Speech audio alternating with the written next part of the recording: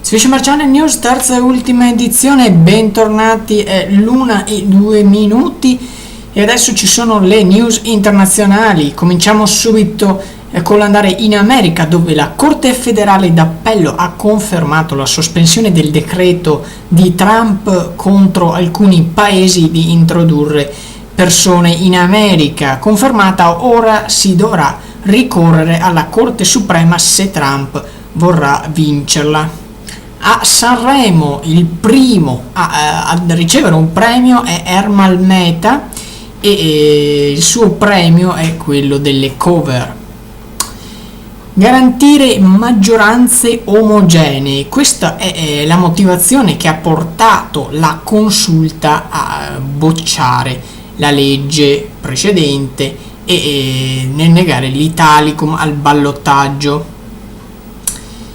Per quanto riguarda lo stadio di Roma, si farà, queste le parole di Battista, nonostante il commissariamento per Berdini.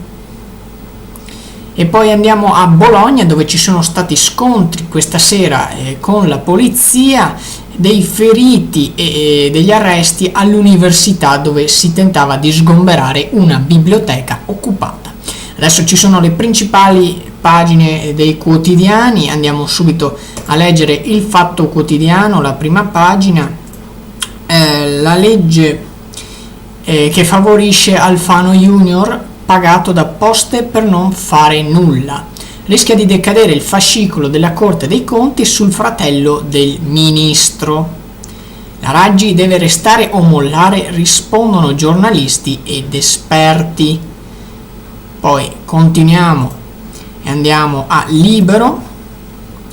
La vita agrodolce della Raggi, patata bollente. La sindaca di Roma nell'occhio del ciclone per le sue vicende comunali e personali. La sua storia ricorda l'epopea di Berlusconi con le Gettime, che finì malissimo. O il Gettime, scusate, perdono. Passiamo al Giornale. Il tesoro di Berlino, la Germania riporta a casa l'oro che aveva in America. Gentiloni sì a UE a 2 velocità. Merkel frena sulle 2 monete. Passiamo ora alla Stampa. Lungo incontro a Berlino tra il presidente della banca centrale e la cancelliera tedesca. Merkel Draghi, patto con l'euro, no alla moneta a 2 velocità. Gentiloni alla May, impegno per i negozianti non distruttivi dopo la Brexit. Il Gazzettino, Popolari Venete per il piano tempi più lunghi. Politica, le motivazioni della sentenza che ha parzialmente bocciato l'Italicum, 5 punti chiave. Legge elettorale, i paletti della consulta, i giudici, garantire maggioranze omogenee, il ballottaggio avrebbe falsato la rappresentatività. Passiamo poi al Manifesto. L'omogeneizzazione della Corte, la fronda romana, Raggi commissaria Berdini e va alla ricerca di un difficile successore. Appello degli urbanisti a sostegno dell'assessore dimissionario, ma sulla cittadella del nuovo stadio i giochi sarebbero quasi fatti. A tenere l'accordo con i cementificatori l'assessore allo sport Frongia. Passiamo al secolo XX. Vertice tra Draghi, presidente BCE, e la cancelliera Merkel, patto per la moneta, no all'euro a 2 velocità.